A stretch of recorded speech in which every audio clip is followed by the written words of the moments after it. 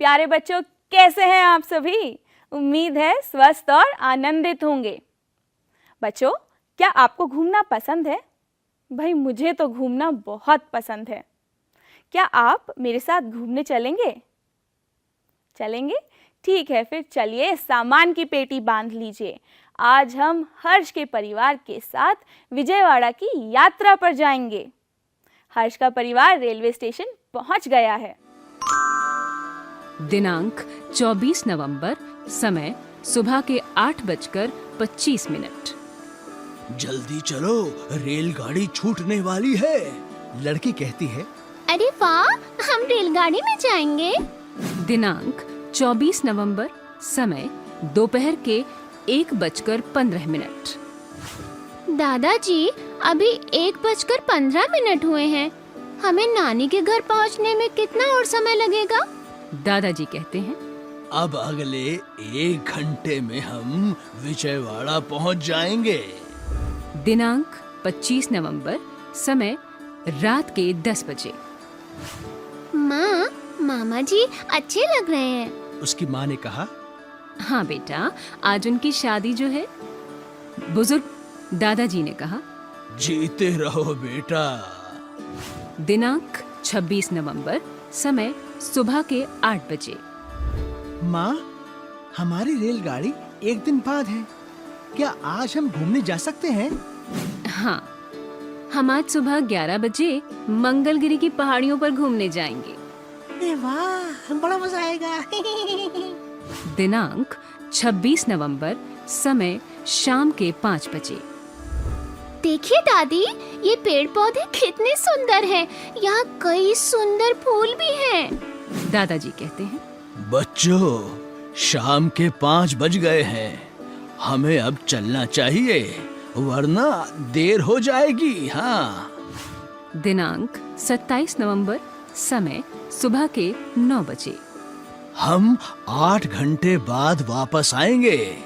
परिवार ने सुबह 9 बजे बस से कोंडापल्ली किला जाने का फैसला किया। ठीक है सर, आप किले का दौरा करें। मैं आप सभी को लेने 8 घंटे बाद आऊंगा। आपकी यात्रा शानदार हो। दिनांक 28 नवंबर, समय शाम के 7 बजे। ओह पिताजी, हमारी यात्रा समाप्त हो गई और अब हमें अपने घर वापस जाना है। लेकिन मैं देश की सबसे तेज ट्रेन वंदे भारत में वापस यात्रा करने के लिए उत्साहित हूँ। लड़की कहती है, बहुत खूब। पिताजी कहते हैं, हाँ। दिनांक 28 नवंबर, समय रात के 11:30। माँ, मैं अपने मित्रों को इस रोमांचक यात्रा के बारे में बताने के लिए और इंतजार नहीं कर सकता। हाँ, हम जल्दी ही फिर से ऐसी यात्रा करेंगे। तो ये थी हर्ष के परिवार की यात्रा विशाखापत्तनम से विजयवाड़ा तक। कैसी लगी?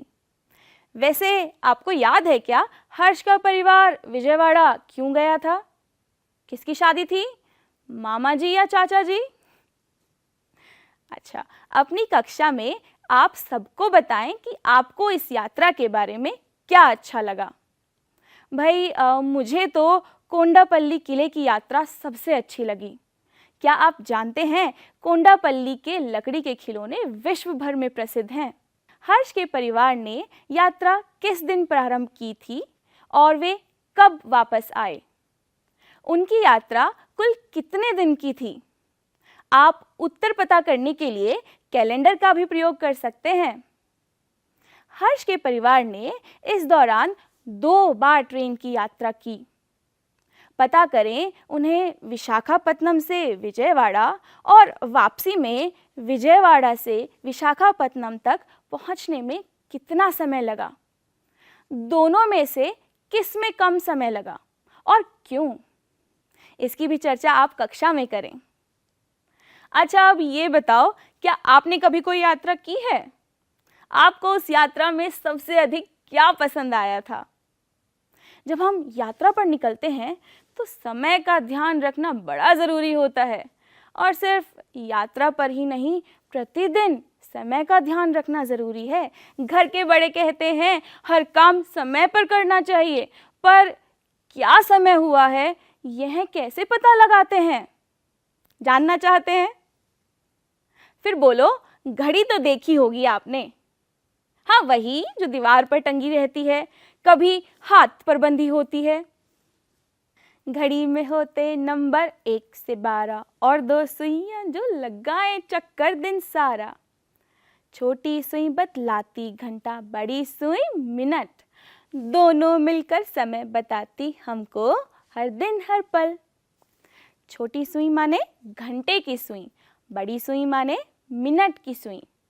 इन दोनों की स्थिति को देखकर बड़ी आसानी से समय का पता लगाया जा सकता है। चलिए उदाहरण से समझते हैं। इस घड़ी में छोटी सुई और बड़ी सुई की स्थिति को देखिए। यहाँ बड़ी सुई 12 पर है और छोटी सुई 3 पर। इसका मतलब अभी 3 बजे हैं। एक और उदाहरण लेते हैं।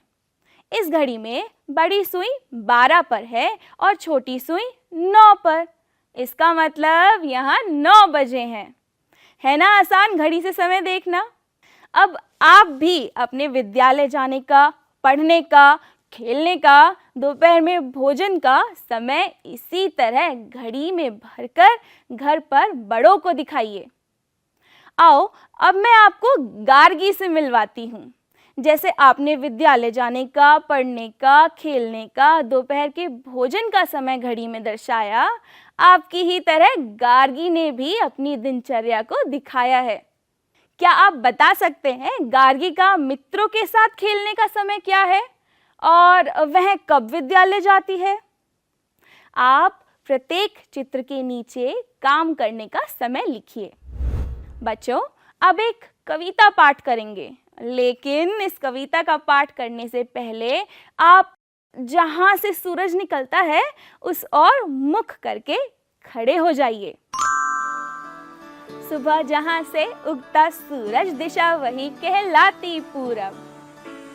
पश्चिम ठीक पीठ की ओर जाकर जहां है छिपता सूरज।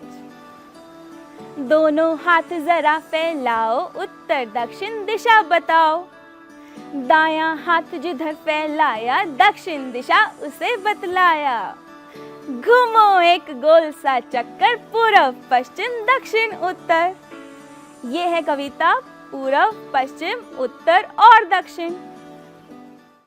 तो इस कविता से हमने जाना चारों दिशाओं के बारे में। पूरब दिशा वह है जहां से सूरज उगता है और पश्चिम दिशा वह है जहां जाकर सूरज छिपता है। पूर्व के बाएं ओर उत्तर और दाएं ओर दक्षिण दिशा होती है। यहाँ पर बच्चों एक सावधानी रखनी जरूरी है। आपका मुख पूरब की ओर होना चाहिए, वरना सब दिशाएं गड़बड़ा जाएंगी। चलिए अब दिशाओं का उपयोग करना सीखते हैं। उसके लिए हमें कक्षा में जाना होगा। क्यों ना आज हम हनीत की कक्षा में जाएं। चलिए साथ में चलते हैं हनीत की कक्षा में। हनीत सारा से किस दिशा में बैठा है? आपकी मदद के लिए दिशा सूचक यंत्र या कंपास दिया गया है, उसका उपयोग करें। अच्छा, अब एक पेंसिल लाइए और मीरा को ब्लैक बोर्ड तक पहुंचाने के लिए एक रास्ता बनाइए। मीरा पहले किस दिशा में जाएगी? दक्षिण या पूरब? और फिर किस दिशा में जाना होगा? उत्तर या पश्चिम? इसी तरह नितिन के लिए खिड़की तक जाने का रास्ता बनाइए और दिशा भी लिखें। आप अपने दोस्तों के साथ भी चर्चा करें, देखें उन्होंने कौन सा रास्ता चुना है। बच्चों, आज बड़ा मज़ा आया। कुछ घूमा, कुछ गाया और कुछ बनाया। पर अब समय है मेरे जाने का। आप अपना ख्याल रखें, स्वस्थ रहें, आनंदित रहें, खूब मज़े करें, पर समय का भी ध्यान रखें। और अभी समय हुआ है मेरे जाने का, तो मैं चलती हूँ। टाटा।